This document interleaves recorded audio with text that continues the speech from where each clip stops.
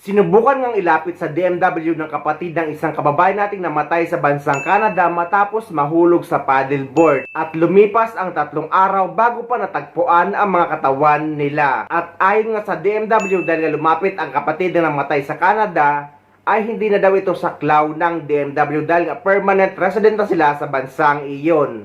At na-refer naman sila sa DFA at umaasang mapapauwi agad ang mga labi ng 2 kababayan natin. Trahedya ang sinapit ng mag-asawang Pinoy sa Canada matapos malunod habang nagpa-paddleboard sa Browning Lake sa Marine Provincial Park noong Sabado, May 30 sa Canada o Linggo, May 31 dito sa Pilipinas. Kinilala ang mga biktima na sina Maris Bello mula sa bayan ng San Simon, Pampanga at Genesis Jerubague ng Angeles City na kapwa 33 taong gulang.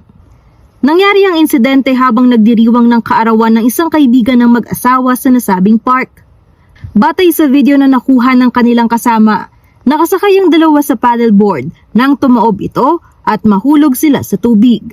Sa video, makikita mo talaga na nasa tubig na sila, nakataob na yung, kumbaga, nahulog na sila sa paddleboard. Tapos, ang posisyon ni Maris is nakakapit siya doon sa mismong paddleboard. Ito yung haba. Nakaganon siya, nakaangkla siya doon. Tapos, si Genesis is parang tinatry niya i-swim papunta dito sa shore dito sa kabila. Kasi nandito yung camp nila. Makikita mo sa video na hindi sila nagpapanik. Hindi sila nag-wave sa mga kasama nila kung kailangan nila ng rescue, no?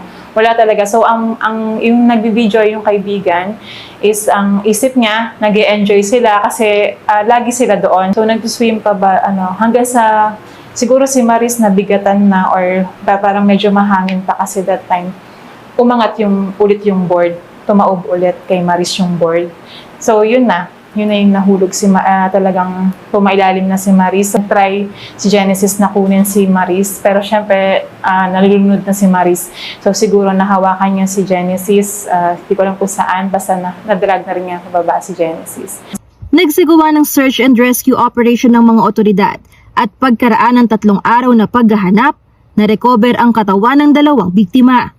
Kasalukuyan na raw inaasikaso ng naiwang pamilya ang mga kinakailangang dokumento para sa pagpapauwi ng kanilang mga labi sa Pilipinas. Nagtry akong pumunta sa DMW, sa Department of Migrant Workers pa yun.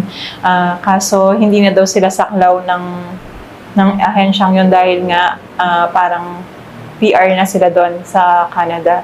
So, nirefer kami kahapon sa DFA. So, in-entertain naman kami kahapon sa DFA. Pinakwento kung ano nangyari. Pina-fill out din ako ng mga forms. So, sabi nung nakausap namin is ipapass yon sa embassy natin dito sa Manila. And then, Manila to Canada. So, hindi ko alam kung gaano katagal yung magiging process nun, no?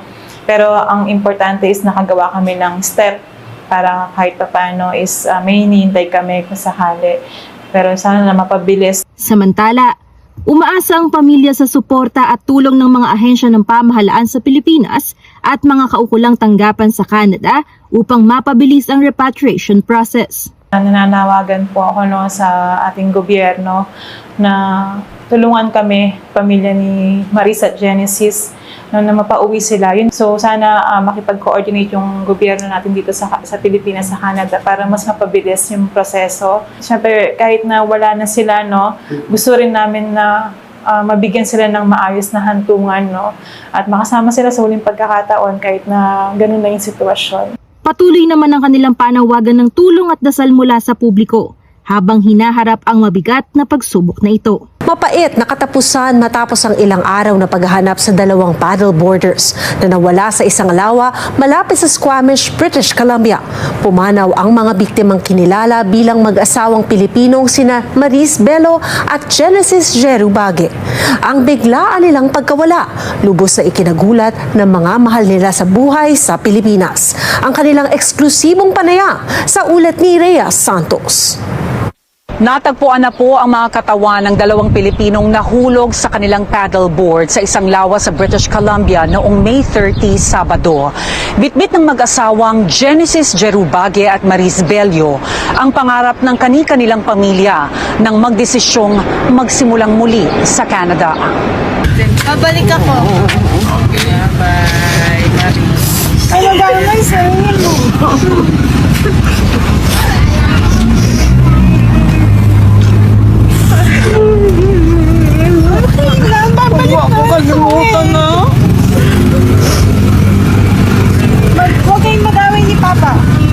Kuha ito sa huling araw ng sorpresang pagbisita ng mag-asawang Maris at Genesis Jeru sa Pilipinas noong 1 taon. Sa susunod na pagbabalik daw nila, apo na raw ang bitbit nila. Sa'yo, mabuhay ka ng masaya. Sister sa loving daughter po, no, lalo na po sa parents namin. Talaga pong priority niya is yung family namin po. Umalis po siya ng Philippines, hindi lang po para sa sarili niya, hindi para po sa buong family po. Dala-dala niya po yung pangarap ng buong family po. 2019 nang umalis patungong Canada si Bage. Sumunod naman sa kanya si Belio. 2023 nang ikasal ang matagal ng magsing-irog. Ang katuparan ng kanilang pangarap nagsisimula na nang maging permanent residents ng Canada noong 1 taon. After na nakagraduate siya, hindi na siya nanghingi sa amin ng anumang suporta. Alam namin na bumubuo pa sila ng ng pamilya at ang future nila eh. Mapangarap po yan, mabait na bata, masyadong responsible. Lahat po ng achievement ng anak ko, pinaghirapan niya. Martes nang ma-recover ng RCMP Underwater Recovery Team ang mga katawan ni Bage at Belio matapos tumaob ang paddleboard na ginagamit sa Browning Lake sa Marin Park malapit sa Squamish, BC noong May 30. Hindi po marunong lumangoy si Maris ever since.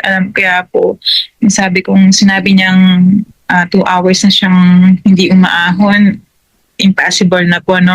We prayed a lot po, no? We begged po sa Panginoon, no? But then, hindi po natin hawak yung ating mga buhay.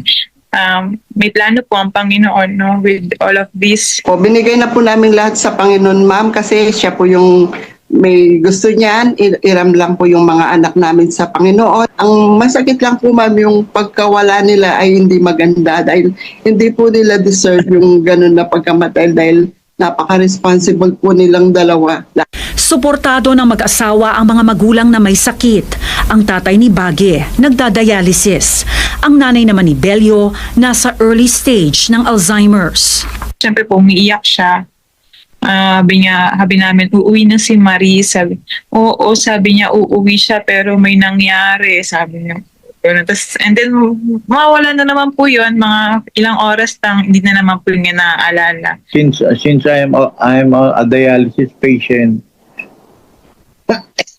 madalas he is giving us a monthly allowance. Iniisip ko muna, ma, kung bibilin ko dahil padala ko na lang sa magulang ko, pang grocery ni mama ko or pang gamit ni papa ko sa dialysis. Ganun po yung mentality nilang dalawa. Hindi po sila materialistic, ma'am. Hiling ng mga pamilya na sana'y maiuwi sa Pilipinas ang mga labi o abo ng mag-asawa na hanggang sa huli ay magkasama pa rin. Mahatid lang po namin sila sa huling hantungan nila. Alam namin kapiling na nila yung Panginoon dun sa paradise. So guys, maging paalala na lang sa ating lahat itong nangyari sa dalawang kababae natin na kung ano man ang hobby natin o ano man ang ginagawa natin, lagi muna natin isipin ang kaligtasan or safety first. So kung hindi ka marunong lumangoy din, alam naman natin ang kakayahan natin ay dapat lagi tayong magsusuot ng life jacket. Kung nagbumotor naman ay lagi tayong magsuot ng helmet para maiwasan ang mga ganitong trahedya or insidente na pwede naman sana maiwasan ng dalawang kababae natin, ngunit wala na at huli na ang pagsisisi. Nasa Diyos pa rin or ang Diyos lang ang nakakaalam kung ano ang mangyayari at hanggang saan lang ang buhay natin.